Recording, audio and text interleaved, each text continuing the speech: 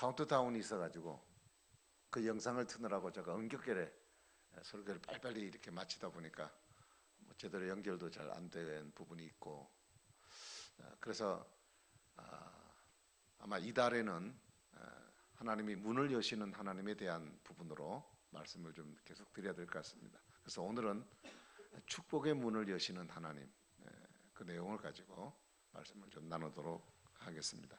지난번에 빌라델비아 교회에 대한 얘기를 하시면서 다윗의 열쇠를 가지신 그분이 교회 문을 여시는데, 그분이 여시는 문은 한번 열면 닫을 사람이 없고 닫으면 열 사람이 없는 권세를 가지신 분에 대한 얘기를 드렸습니다. 그래서 그 하나님께서 오늘 우리의 삶 속에 또 한 해를 시작하는 저와 여러분의 삶 가운데 축복의 문을 여신 하나님이시다 하는 내용을 가지고 말씀을 드리겠습니다. 오늘 본문에 나타난 이야기는 쌍둥이 형제에 관한 이야기입니다. 세계에서 쌍둥이를 제일 많이 낳은 사람이 네 번 임신에 4번 쌍둥이를 낳았어요. 그래서 아들 6명, 딸 2 이렇게 쌍둥이를 세계에서. 요즘 애들 낳기 싫어하니까 한 번에 그냥 다 쌍둥이 낳아버리면 좋겠어요. 그래서 적어도 한 2 정도는 대학을도 좀 대한민국 인구가 이렇게 균형을 이루지 않나 생각을 합니다. 우리 젊은 분들 좀 건강 되시고 좀 여유 되시면 또 앞으로 국가가 잘해주겠죠. 뭐 애들 좀 많이 또 낳는 것도 좋으리라 그렇게 생각합니다. 힘이 되고 건강이 되시면.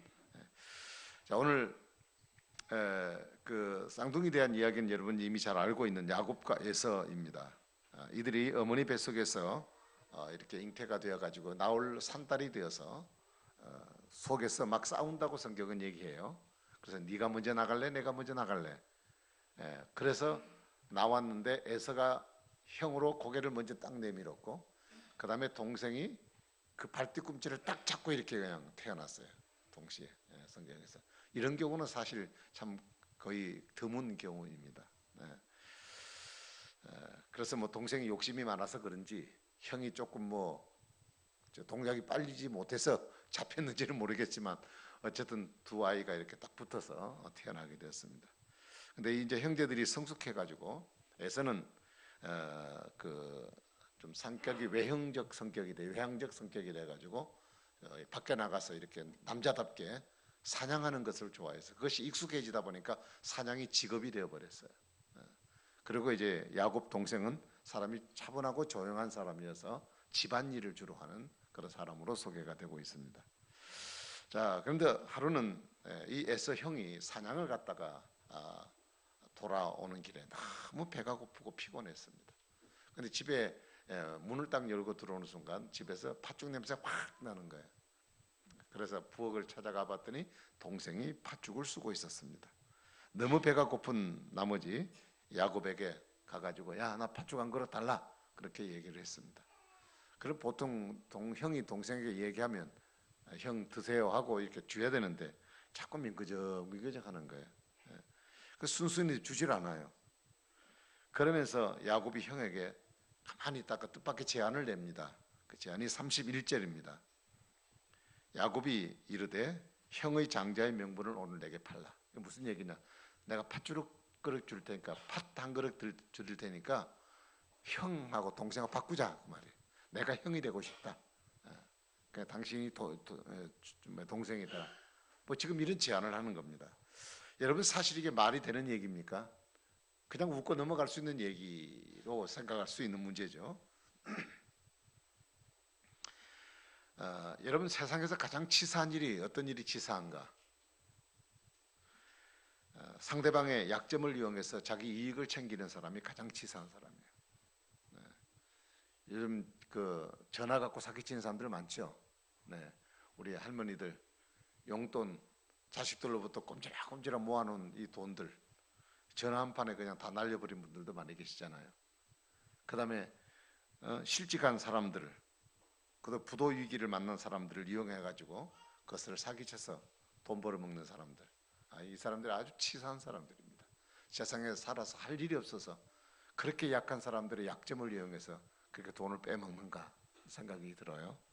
근데 오늘 야곱이 자기 형이 배가 고파서 주간 그릇 달라는데 그 배고픈 것을 이용해 가지고 자기가 목적하는 것을 이루려고 이런 엉뚱한 짓을 했다는 것, 참 파렴치한 인간이다, 그런 생각이 들죠. 예. 이게 남도 아니고 혈육을 나눈 친형제인데, 예. 요구할 것이 따로 있지 세상에 어떻게 형자리를 내달라고 그럴 수 있느냐. 여러분, 이 장자의 명분이 어떤 것인가? 여러분 이미 들어서 잘 압니다. 장자는 아버지의 그 재산과 권위를 물려받은 특별한 상속권을 가지고 있는 사람이 장남 장자입니다. 성경에서는 이 장자에 대해서 세 가지 권한이 있어요. 하나는 가정을 대표하는 권위자입니다. 그 다음에 두 번째로는 다른 형제들보다 재물을 상속받을 때 2배 이상 받습니다. 그리고 세 번째로는 하나님의 언약을 후손에게 전수하는 신앙의 계승자입니다. 다시 말하면 가정의 계보가 이어질 때 장남의 이름이 기록되는데 바로 그 축복의 계 그리고 신앙의 계승이 그들로부터 이어진다는 그런 의미가 있습니다. 그러니까 이거는 장남의 합법적인 권리를 갖는 것이라고 말할 수 있죠. 이런 특권을 누릴 수 있는 장자의 명분을 팥죽안굴에게 바꾸자고 말하는 것 보니까 야곱의 욕심이 하늘을 찔러도 보통 찌르는 게 아닌 것 같다는 생각이 들어요. 저나 여러분 같으면 여러분 주간그릇 가지고 바꿀 사람 있겠어요? 이거는 생각도 못할 일입니다. 그런데 오늘 본문에 보니까 기가 막힌 일이 생기잖아요. 32절을 같이 한번 읽어보겠습니다. 32절을 시작. 에서가 이르되 내가 죽게 되었으니 이 장자의 명분이 내게 무엇이 유익하리요? 무슨 얘기입니까? 내가 죽게 되었다. 우리 한국 사람들은 죽게 되었다 그럴 때 보통 많이 붙입니다. 배고파 죽겠다, 힘들어 죽겠다, 기분 좋아 죽겠다. 뭐 죽겠다는 말이 항상 들어붙잖아요. 네. 여기도 야곱이 죽겠대요. 여러분 한 끼 안 먹어서 죽어요? 안 죽어요. 근데 배고파 죽겠다는 거예요. 배고파 죽겠다고 말하면서 지금 내가 배가 고픈데 내가 형이라는 장자의 명분이 배고픈가 뭔 상관 있냐? 이거 아무 필요 없다. 그러니까 팥죽 주라. 뭐 이런 얘기잖아요. 그러니까 네 달라면 줄게. 나는 팥죽이 필요해. 팥죽 줘. 이런 얘기 아닙니까? 네. 우리가 인간적으로 가만히 생각해봐도 이게 장남의 자격이 없어요. 장남은 그래도 가게와 가문을 책임져야 될 사람이라면 그래도 그 자존심 하나는 지키고 살아야 되는데 그것도 없어요. 팥죽 안 그릇에 까지 가져가. 뭐 내가 먹으면 그만이지. 이건 뭐 떡이 나오나 밥이 나오나 지금 이런 얘기 아니에요. 여러분 이런 상황을 어떻게 우리가 설명을 해야 될까라는 생각이 듭니다. 도대체 집안의 장남인 이 에서가 무슨 생각을 하고 사는지 어처구니 없는 일을 하고 있다고 지금. 그러면 이 에서가 장자의 명분이 어떤 것인가를 잘 몰라서 이런 얘기를 했을까? 장자의 명분이 어떻다는 것을 알면 절대 이런 일을 할 수가 없습니다. 그렇다면 에서가 진짜 장자의 명분을 떡국 이 팥죽 한 그릇 이것과 진짜 바꾼 이유가 뭘까? 성경을 가만히 살펴보면 에서가 장자의 명분을 내어준 것은 진짜 마음은 아닌 것 같아요. 진짜 마음은 무슨 얘기냐? 사실 지금 배가 고프니까 동생이 자꾸 말도 안 소리를 하고 있으니까 그냥 은근슬쩍 넘어가서 그냥 알았어요 그래. 그리고 그냥 팥죽 먹는 게 지금 목적이란 얘기예요. 지금 뭐 이거 하나 내가 팥죽 안 그래 내 장자의 명분을 팔겠다 의도적으로 마음먹고 그런 것은 아니란 말이에요. 꿈에도 그런 생각은 못 해봤어요. 만일 그런 얘기를 했을지라도 그게 법적으로 무슨 효력이 있겠습니까? 그냥 한번 야곱을 살짝 속이고 나는 떡 하나 팥죽 한 그릇 먹는 게 좋으니까 그거 먹겠다. 그래서 한마디 하고 넘어갈 수 있는 거예요. 그런데요 그렇게 한마디 설적하고 지나갔다고 생각하는 그 말이 성경에는 어떻게 기록이 되어 있느냐면 34절을 한번 읽어보겠습니다. 시작. 야곱이 떡과 팥죽을 에서에게 주매 에서가 먹으며 마시고 일어나서 갔으니 에서가 장자의 명분을 가볍게 여김이라. 자, 에서가 그렇게 했어요. 근데 성경은 그걸 뭐라 그래요? 가볍게 여겼다. 가볍게 얘기했다는 말이 무슨 얘기입니까? 가치 없다. 별 가치를 못 느낀다 그런 얘기예요. 그러니까 가치가 어느 정도입니까? 팥죽 한 그릇의 가치도 못 느낀다는 얘기입니다. 본인은 그런 의도로 얘기를 했는지 모르지만 성경에 기록하여 하나님이 말씀하실 때는 너가 그것을 가볍게 여겼구나 라고 얘기를 했다는 얘기예요. 하나님은 무지무지하게 소중한 것을 그에게 주셨는데 그는 아무렇지 않게 생각했어요. 우리가 여기서 여러분 기억하고 지나가야 될, 확인하고 지나가야 될 일이 있습니다. 창세기 27장 33절에 보면요, 이삭이 아들에게 축복을 하는데 누구에게? 에서에게 축복을 빌어야 되는데 창세기 27장에는 야곱에게 축복을 빌어요. 왜 이런 현상이 생겼을까요? 바로 오늘 이 사건을 중심으로 해서 장자의 명분을 에서가 넘겨버렸기 때문에 하나님께서 그것을 기억해 두시고, 그리고 야곱에게 장자의 명분을 넘겨두시고 야곱에게 장자의 명분으로 축복하신 거예요. 에서의 한순간에 망정된 행실이 그의 삶 속에 축복의 문을 닫아버린 겁니다.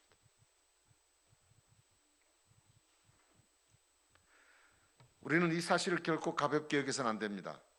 에서가 장자의 명분을 가지고 이 땅에 태어난 것은 결코 우연일 수 없습니다. 자기 의지로 장자에 태어난 것이 아닙니다. 야곱이 그의 발꿈치를 잡고 왔다 그러니까 어떻게 밀리다 보니까 자기가 먼저 고개를 내밀었다, 이런 게 결코 아닙니다. 사람이 이 땅에 태어나는 것은 하나님이 그에게 생명을 주시지 않으면 태어날 존재가 없어요. 그리고 내가 어떻게 태어날 것인가, 언제 태어날 것인가, 장남으로 태어날 것인가, 차남으로 태어날 것인가, 하나님이 그 삶에 대한 것들을 허락해 주지 않으면 우리 삶 속에 일어날 것이 하나도 없어요. 에서는 장자의 복을 받을 사람으로 태어났습니다. 하나님께서 에서에게 그 복을 주시려고 장자의 명분을 그에게 딱 주신 거예요. 너는 복 받을 사람이야 하고 하나님이 주신 겁니다. 그런데 문제는 자신의 앞길에 하나님이 여실 이 문을 스스로가 닫아버렸어요. 에서가 장자의 명분을 가볍게 여기고 주간 그릇에 팔아넘긴 것은 자신을 복주려고 계획하신 하나님을 무시하고 하나님을 업신여긴 태도였다는 얘기입니다. 여러분, 왜 어떻게 이런 일이 생길 수 있을까?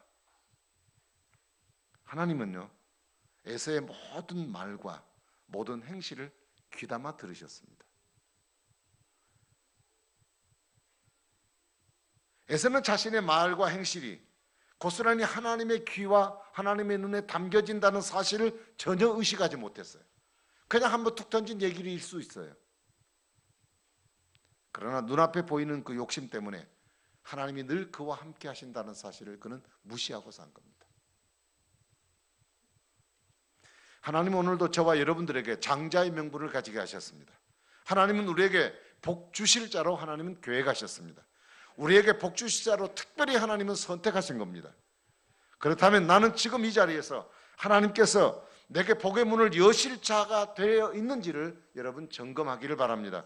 혹시 내게는 에서처럼 살고 있지 않은지를 살펴볼 수 있기를 바랍니다. 한 그릇의 죽을 위해서 하나님이 계획하신 것들을 잃어버리는 어리석은 일이 오늘 저와 여러분들에게는 없는지, 눈에 보이는 대로, 마음에 끌리는 대로, 본능대로 우리는 인생을 살아가고 있지는 않은지요.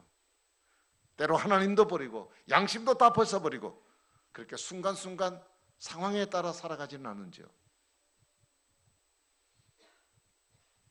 여러분, 아무리 현실이 어려워도 그리스도인이 지켜야 할 것이 있습니다.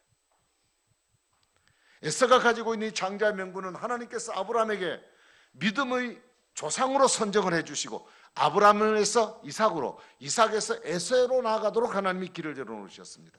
믿음의 계보예요. 믿음의 계보. 그래서 이 성경에 나타난 이 장남의 명분은 오늘 우리 가정 속에 있는 장남과는 다릅니다. 그러므로 이런 문제를 결코 가볍게 여기거나 소홀하게 생각해서는 안 되는 문제라는 얘기예요. 오늘 저와 여러분들은 그리스도 안에서 그 계보를 이을 하나님의 사람들입니다. 우리의 현실이 굶어지굴 정도로 힘들고 어려워도 하나님을 예배하고 섬기는 일을 소홀히 하고 현실 문제를 찾아서 나서기 위해서 중요한 것들을 뒷전에 두는 일이 있어서는 결코 안 됩니다. 원하는 바가 이루어지지 않았다고 신앙을 포기하거나 그것을 이루기 위해서 어떤 다른 것을 찾아가는 에서 같은 어리석음이 우리에게는 결코 있어서는 안 된다는 것이죠. 물론 하나님은 사랑이시고 우리보다 이해 폭이 넓으신 분이기 때문에 우리가 그럴 수밖에 없는 환경을 주님은 알고 계실 겁니다. 그러나 현실 문제라는 것 때문에 믿음의 계보를 가볍게 여기는 그런 사람들에게는 결국 어떤 결과가 주어지느냐, 나중에 야곱에게 축복한 사실을 알고 아버지 이삭에게 가서 아버지 저에게 축복해 주세요. 내가 야곱에게 다 했다. 그래서 남은 찌끄레기도 있을 거 아닙니까? 내가 다 해버렸다. 그때야 그는 통곡을 하고 웁니다. 그리고 복수심이 생겨서 야곱을 죽게 되겠다는 생각을 갖게 되는 겁니다.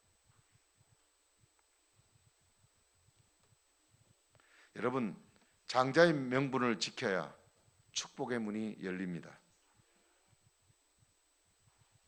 혹시 우리에게 에서와 같은 말과 행실이 있지 않은지를 살펴보십시오. 축복받은 자답게 살아가지 못하면 그 문은 절대 열리지 않는 것입니다.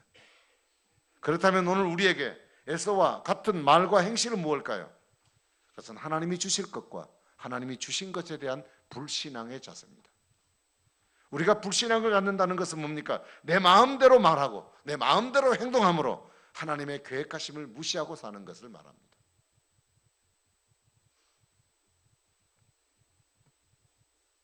지금 저나 여러분들이 가지고 있는 모습이 상대적으로 형편이 그렇게 썩 좋지 않을 수 있습니다.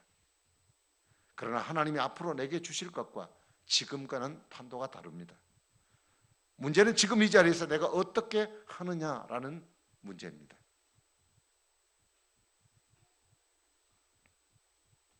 여러분, 하나님이 우리에게 복받을 장자의 명분을 주셨기에 우리는 반드시 하나님이 우리에게 계획하시고 이를 이루실 하나님의 은혜를 받고 이 축복을 누리고 사는 저와 여러분이 되어야 합니다.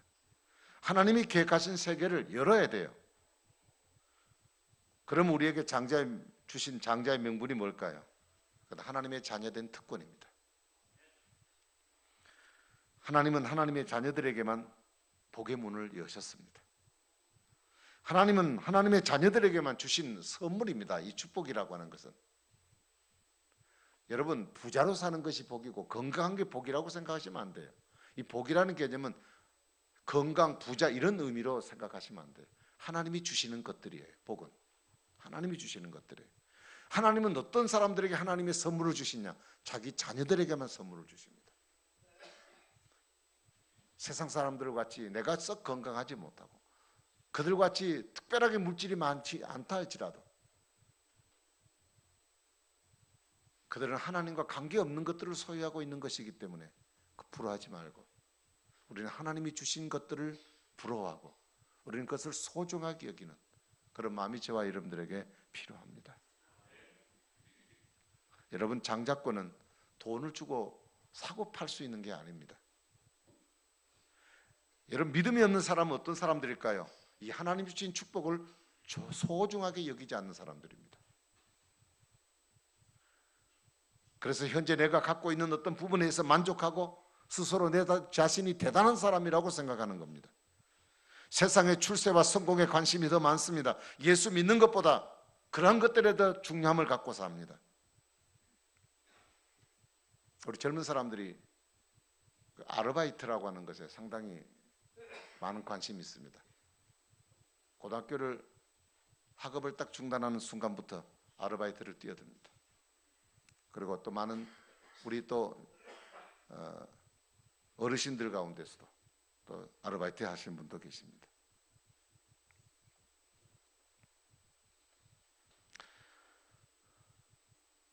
그것이 덜 중요하다는 의미는 아닙니다. 그러나 팥죽 한 그릇 같은 이 아르바이트에 내 신앙을 팔아제끼고 그것 때문에 하나님 앞에 살아가야 될 그리스도인의 삶의 양심과 그리고 중요한 가치를 잃어버리고 사는 것은 우리는 에서와 하등에 다를 바가 없어요.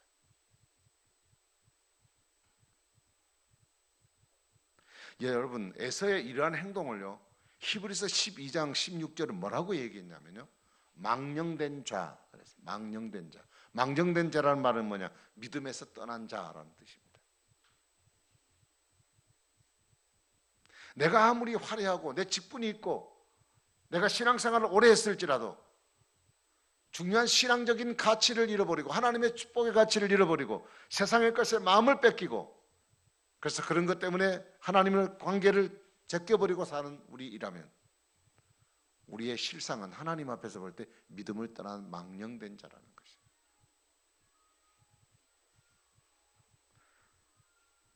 야곱은 많은 약점이 있었습니다. 그러나 그가 가진 이 장점은 하나님은 그것을 소중한 축복으로 귀하게 여겼습니다. 야곱이 그것을 인간적으로 얻으려 한 것이 문제이긴 하지만, 그러나 하나님의 축복으로 귀하게 여긴 것을 하나님은 그것을 기쁘게 여기셨습니다. 세상의 것은 다 포기해도 우리는 절대 그리스도만은 포기할 수가 없습니다.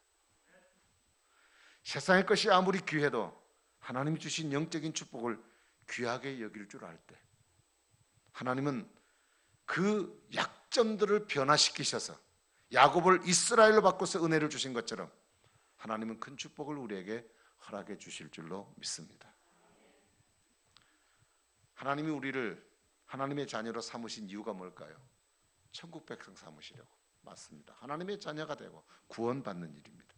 그러나 구원받은 하나님의 자녀로서 우리가 어떻게 살아가야 될까요? 이 세상을, 우리를 향해서 하나님이 계획을 가지고 계십니다. 그 계획이 뭡니까? 구원받은 하나님 백성이 하나님이 주시는 복을 누리고 살아가는 것입니다. 여러분, 오늘 우리가 살아간 저와 여러분 삶 속에 이 믿음이 있기를 바랍니다.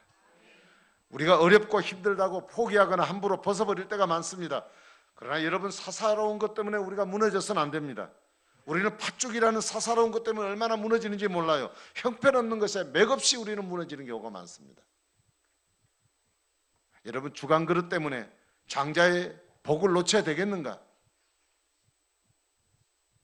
여러분, 작은 것에서부터 나를 지켜나가기를 바랍니다. 사사로운 것에 목숨 걸지 말기를 바랍니다. 하나님의 축복의 문은, 하나님은 그 복의 문을 여시는 분이십니다. 그분이 열면 닫을 사람이 없습니다. 우리가 하나님을 향하여 올바른 삶과 신앙을 그분께 보여드려야만 할 것입니다. 왜냐? 우리를 향한 하나님의 귀와 눈은 항상 열려 있습니다. 우리가 그 하나님께서는 우리를 향하여 우리의 귀와 눈을, 하나님의 눈과 귀를 우리를 향하여 집중하고 있습니다. 시편 139편 7절에 보니까 이런 말씀이 있습니다. 내가 주의 영을 떠나 어디로 가며 내가 주 앞에서 어디로 피하리이까? 365일 나의 모든 말과 행실은 하나님 앞에 있고 하나님은 항상 그 일들을 새겨놓고 계십니다. 여러분, 장자의 명분, 우리가 축복받을 자로 한번 살아보시기를 바랍니다. 내게 주신 직분은 하나님이 주신 명분일 수 있습니다. 여러분, 직분을 가볍게 여기지 마시고 이 일을 소중하기 위해서 축복의 문을 열어가는 저와 여러분이 되기를 바랍니다. 그래서 2018년 올 한 해는 사소한 것에서부터 우리의 신앙을 지켜나가는 노력을 갖도록 하십시다. 우리의 삶 속에 습관화되어 있는 불평, 이것부터 제거해 나가야 합니다. 에서가 장자의 축복을 판 것은 말입니다. 말. 순간적인 감정과 농담 같은 말 한마디라도 하나님은 다 듣고 보고 계신다는 사실을 여러분 잊지 마시길 바라요. 이것들이 하나님이 우리를 향해 준비하는 것을 닫아버리는 슬픔이 우리에게 없기를 바랍니다. 그래서 하나님께서 올 한 해 내게 주신 거룩한 직분, 이걸 감사함으로 성실하게 잘 감당하여 하나님의 계획하신 하나님의 복들이 여러분 가정과 개인, 여러분의 삶 속에 함께 하시기를 주님의 이름으로 축복합니다. 기도하겠습니다. 우리가 한 해를 시작하는 첫 주일입니다. 이제 52주를 달려가야 합니다. 지금 막 스타트를 끊었습니다. 하나님, 지금 갖고 있는 영적 힘 52주를 달리는 동안까지 지치지 않게 하시고, 우리 가운데 때로 장애가 있고 넘어지게 만드는 상황들이 우리 앞에 있을지라도 결코 포기하지 않고 하나님 주신 약속 바라보고 믿음으로 승리하게 하여 주시옵소서. 이 시간도 믿음의 결단을 하며 힘 주시기를 위하여 우리 동성으로 한 1분 동안만 같이 기도하겠습니다. 같이 기도합니다. 자비로우신 하나님 아버지, 은혜와 사랑을 주심으로 감사합니다. 오늘도 우리 가운데 귀한 일을 행하실 주님을 바라보고 믿음 안에 나아가는 저들의 삶이 되게 하여 주시옵소서. 하나님이여, 우리가 에서처럼 주간 그릇에 장자의 명분을 소홀하게 여겼던 그런 어리석음이 우리 가운데 없게 하여 주시옵소서. 하나님이여, 우리가 1년이나 365일의 시간들을 우리가 열심히 달려가야 하겠습니다. 신앙의 경주에서 승리하는 자가 되어야 하겠습니다. 주여, 지금 첫 출발을 시작했습니다. 하나님, 달려가는 과정에 지치지 않게 하시고 끝까지 주님을 바라보게 하시고 끝까지 주님 붙들고 나아가게 하시고, 하나님이 우리를 향하여 역사하신 그 주님을 바라보고 믿음 안에 하나님의 역사를 이룰 수 있는 저들의 삶이 되게 하여 주시옵소서. 주여, 우리를 붙드시기 원합니다. 하나님의 역사와 능력이 우리 가운데 이루어지기 원합니다. 연약하여 지지 말게 하시고 새 힘을 얻게 하여 주시고 날마다 우리를 통해 부풀어주시고 역사하시는 하나님의 계획하신 축복들을 우리가 누리고 살아가는 하나님의 사람들이 될 수 있도록 주여 은혜를 베풀어 주옵소서. 하나님, 자기 백성에게 약속하신 그리고 계획하신 하나님의 축복이 있는 줄로 믿습니다. 주여, 축복하시고 인도하시고 하나님의 선한 역사가 이루어지도록 도와주시옵소서. 주신 말씀 기억하고 한 해 365일을 달려가는 과정 속에 지금 가진 힘, 지금 가진 용기, 지금 가진 의지 꺾어지지 아니하고 믿음 가운데 승리할 수 있도록 도와주시고, 바울처럼 선한 싸움을 싸우고 나의 달려갈 길을 다 마쳤다고 한 해를 하나님께 결산할 수 있는 믿음의 사람들 되게 하여 주시옵소서. 그래야 마지막 끝날 하나님의 약속하신 하나님의 약속의 그 축복들을 우리가 누리고 감사할 수 있는 기회가 되게 하여 주시옵소서. 특별히 몸이 아파 고생하고 또 수술도 받아야 되고 치료도 받고 계시고 또 치료 중에 있는 여러분들이 많이 있습니다. 이 시간도 주의 능력의 손 만져주시고 그리스도의 피 묻은 손으로 그들의 모든 아픈 상처를 만져 주시옵시고 치료하여 주셔서 강건할 수 있도록 은혜를 베풀어 주시옵소서. 감사합니다. 예수님 이름으로 간절히 기도하옵나이다. 아멘. 우리 찬송